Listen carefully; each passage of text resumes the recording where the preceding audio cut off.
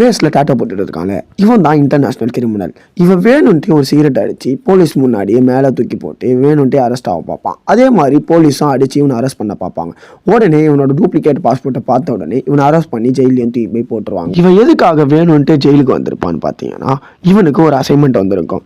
பெரிய ரவுடியை கொலை பண்ணுறதுக்காகவே நடுக்கடலில் இருக்க ஜெயிலுக்கு வந்திருப்பான். அப்போது இவனுக்கு வெளியே இருந்து சிகரெட்டு தீப்பெட்டி எல்லாமே வர ஆரம்பிக்கும்.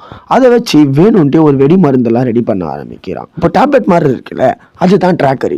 கொலை பண்ண போகிறவனுக்கு ட்ராக்கர் எதுக்குடா நீங்கள் யோசிப்பீங்க. அதை நம்ம கடைசியில் தான் காட்டுவாங்க. திரும்ப திரும்ப அந்த பொருளை வாங்கி ரெடி பண்ண ஆரம்பிக்கிறான். அப்போது இவனை எப்படி கொல்றான்னு சொல்லிட்டு பிளான் போட்டுட்டு இருக்கும்போது இவனை கொல்றதுக்காக இன்னொரு டீமும் இந்த உள்ள இருப்பாங்க.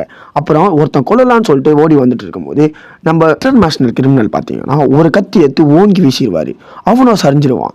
உடனே இதை பார்த்த வில்லன் பார்த்தீங்கன்னா, நீ வந்து என் டீமில் வந்து ஜாயின் பண்ணிக்கோ, நீ எனக்கு பாதுகாப்பாக இருன்னு சொல்லிட்டு இவன்கிட்ட ஹெல்ப் கேட்பான். இவனும் சரியே சொல்லிடுவான். இவனுக்கும் பெரிய சந்தோஷமாயிடும். பக்கத்தில் இருக்க கட்டையை எடுத்து ஒரு அடி அடித்து அவன் கழுத்தை போட்டு நெரிச்சு மயக்கம் போட வச்சிருவான்.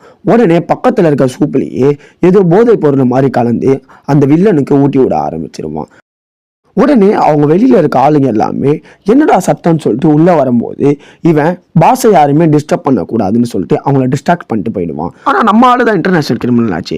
அவனை உட்கார வச்ச மாதிரி செட் பண்ணிட்டு உடனே ஓடி போவான். எதுக்காக பார்த்தீங்கன்னா, இந்த விஷயம் தெரிஞ்சதுன்னா இவனை சீக்கிரமாக கொலை பண்ணிடுவாங்க.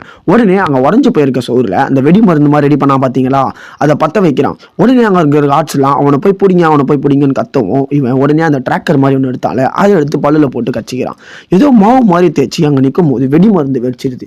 உடனே ஓடி போய் டமாருன்னு கடல்லையே குதிச்சிடுறான். எதுக்காக அந்த ஜிபிஎஸ் டெஸ்ட் பண்ணான்னு பார்த்தீங்கன்னா, அப்போ தான் அவங்க வெளியில் இருக்க ஆள் வந்து இவன் எங்கே இருக்கான்றதை கண்டுபிடிப்பாங்க. தேங்க்யூ.